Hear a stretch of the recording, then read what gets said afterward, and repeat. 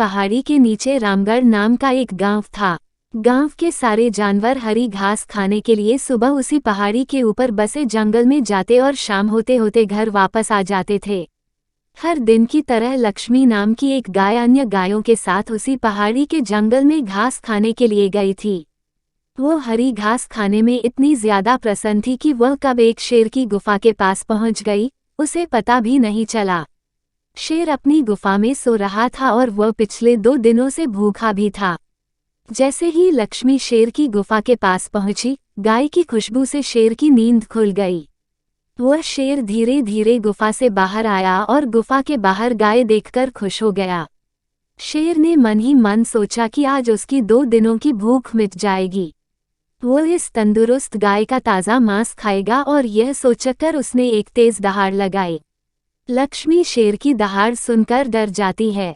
जब वह अपने आसपास देखती है तो वहां दूर दूर तक उसको कोई भी दूसरी गायें नहीं दिखीं। जब वह हिम्मत करके पीछे मुड़ी तो उसे सामने शेर खड़ा हुआ दिखाई दिया। उस शेर ने लक्ष्मी को देखकर फिर से दहाड़ लगाई है और लक्ष्मी से कहा, मुझे 2 दिनों से कोई शिकार नहीं मिल रहा था, मैं भूखा था। शायद इसलिए भगवान ने मेरा पेट भरने के लिए तुझे मेरे यहाँ पर भेजा है। आज मैं तुझे खाकर अपनी भूख मिटा लूंगा। शेर की बात सुनकर लक्ष्मी डर जाती है। वो रोते हुए शेर से कहती है, मुझे जाने दो, मुझे मत खाओ। मेरा एक छोटा बच्चा है जो अभी सिर्फ मेरा ही दूध पीता है और उसे घास खाना अभी तक नहीं आया है। लक्ष्मी की बात सुनकर शेर हंसते हुए कहता है, तो क्या मैं अपने हाथ में आए शिकार को ऐसे ही जाने दूं? मैं तो आज तुझे खाकर अपनी 2 दिनों की भूख मिटाऊंगा। शेर के ऐसा कहने पर लक्ष्मी उसके सामने रोने लगी और विनती करते हुए कहती है कि आज मुझे जाने दो। मैं आज अपने बछड़े को आखिरी बार दूध पिला दूंगी और उसे बहुत सारा प्यारा करके कल सुबह होते ही तुम्हारे पास आ जाऊंगी। फिर तुम मुझे खा लेना और अपना भूखा पेट भर लेना। शेर लक्ष्मी की यह बात मान जाता है और धमकी देते हुए कहता है कि अगर कल तू नहीं आई तो मैं तेरे गांव आऊंगा, फिर तुझे और तेरे बेटे दोनों को खा जाऊंगा। लक्ष्मी शेर की यह बात सुनकर खुश हो जाती है और शेर को अपना वचन देकर गांव वापस चली जाती है। वहां से वह सीधे अपने बछड़े के पास जाती है, उसे दूध पिलाती है और बहुत सारा प्यार करती है।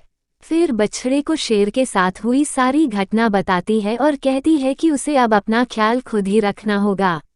वो कल सुबह होते ही अपना वचन पूरा करने के लिए शेर के पास चली जाएगी।